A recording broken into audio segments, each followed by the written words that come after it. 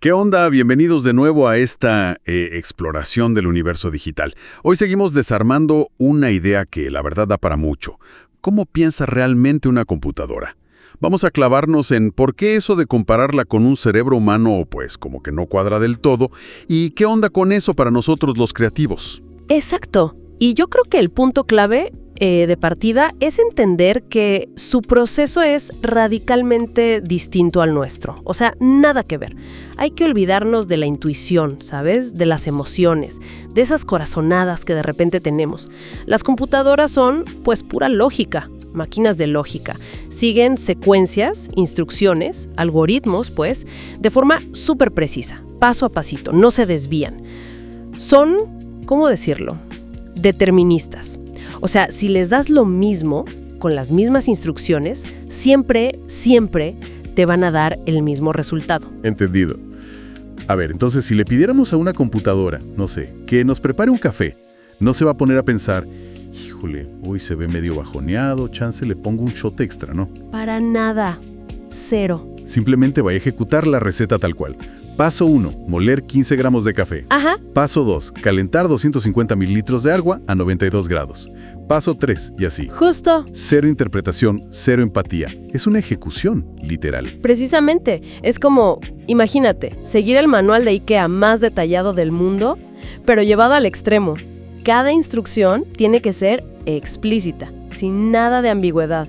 Si dice mete el tornillo A en el hoyo B, no se va a poner a pensar si el tornillo C se vería más bonito. No, simplemente obedece. Y si falta un paso o si una instrucción no está clara, bueno, el proceso falla o te da un resultado rarísimo. Claro. Pero siempre basado en esa lógica literal, ¿eh? Claro. No andando ni infiriendo qué quisiste decir realmente. Ejecutan lo que les dices y ya. Es como tener un copiloto con GPS que lo sigue al pie de la letra, aunque esté viendo que la calle está cerrada por obras. Exacto, si el GPS no se actualizó. Va a querer pasar. Esa literalidad es la clave, ¿no? Y justo aquí es donde se pone interesante para la gente que crea cosas, para los creativos. Comprender esta naturaleza, esta lógica pura, es pues fundamental para poder colaborar con estas herramientas.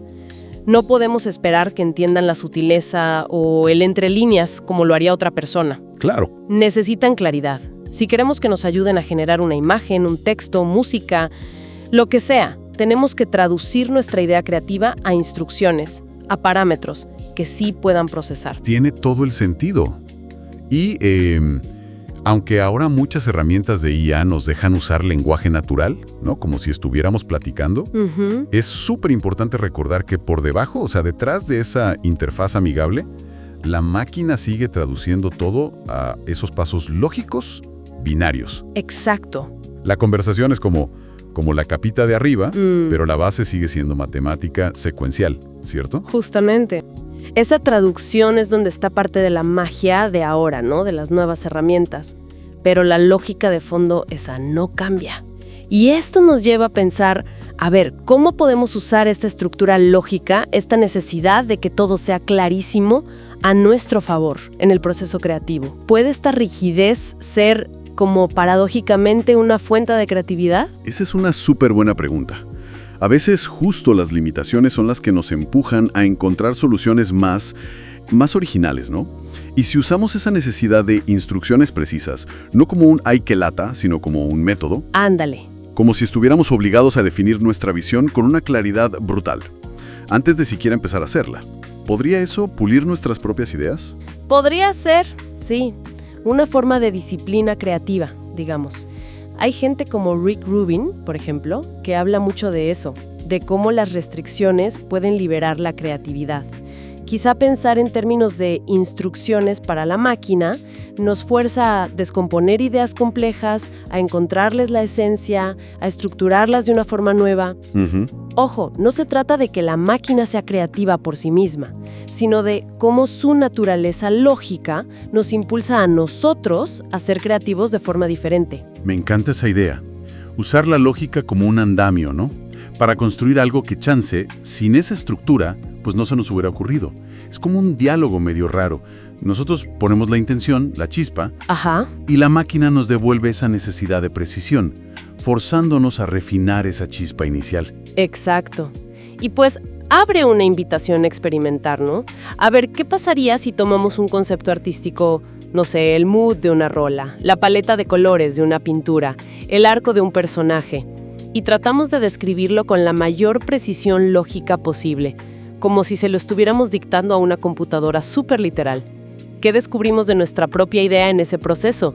En esa traducción forzada. Definitivamente algo para probar. Te obliga a salirte de la ambigüedad y a definir qué quieres decir, neta. Y bueno, todo esto nos deja picados, ¿no? Con una idea para seguir explorando.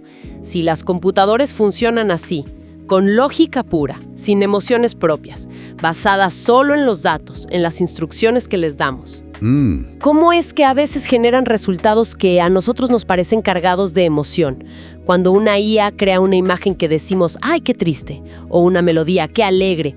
¿De dónde sale esa cualidad emocional que percibimos? ¿Es nomás un reflejo de los patrones en los datos con los que la entrenaron? ¿O hay algo más complejo ahí, en esa interacción humano-máquina? Tremenda pregunta para quedarnos masticando. Y justo ahí, en esa frontera, nos vamos a meter en la próxima charla. Exploraremos esa conexión fascinante entre la lógica de las máquinas, los datos y nuestra percepción de la creatividad y la emoción.